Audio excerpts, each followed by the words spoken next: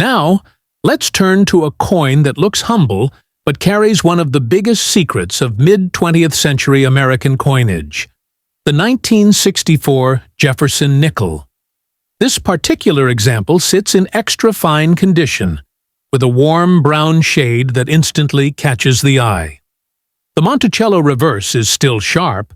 Lincoln's contemporary Thomas Jefferson is facing us on the obverse, and while the coin shows some circulation, it retains plenty of detail. Most people would see this nickel as nothing more than loose change, but collectors know that the 1964 nickel can unlock a story worth thousands, even hundreds of thousands of dollars. Here's why 1964 was such a monumental year. The United States was in the middle of a coin shortage. People were hoarding silver coins as their melt value approached face value, and the mint scrambled to meet demand.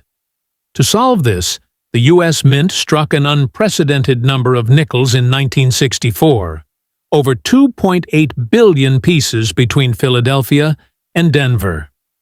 That made it the highest mintage year in the history of the Jefferson nickel. On the surface, that sounds like a coin that should never be rare. But here's the shocking twist. It's not the quantity that matters, it's the quality and the mistakes. Among the sea of 1964, nickels are spectacular rarities that can fetch staggering sums. The most famous is the 1964 special mint set Jefferson Nickel, known as the 1964 SMS.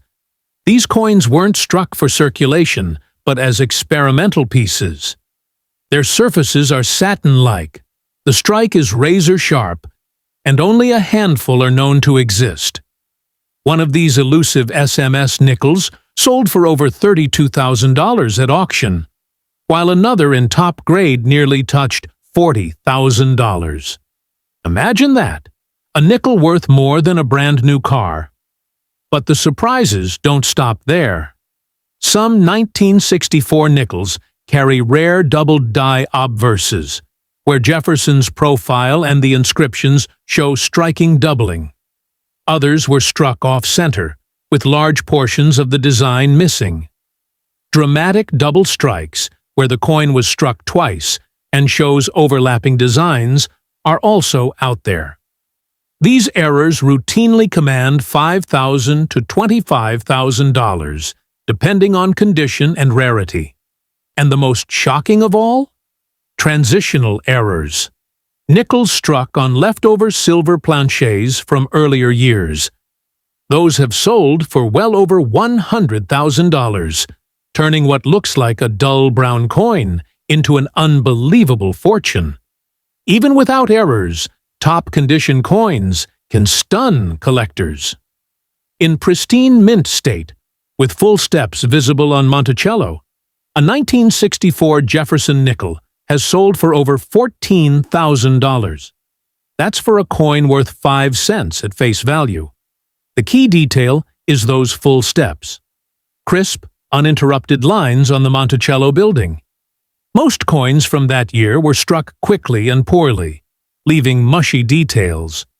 Finding one with sharp full steps is like striking gold.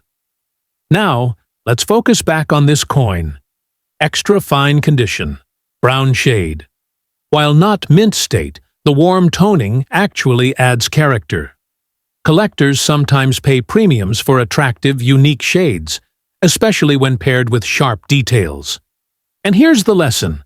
Even if your coin isn't pristine, even if it's circulated, if it carries the right variety or error, its value can leap from 5 cents into the thousands. Think about it.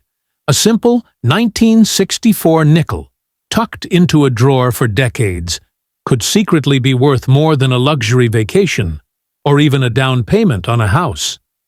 That's the thrill of numismatics, the constant possibility that the most ordinary-looking coin might hide the most extraordinary fortune.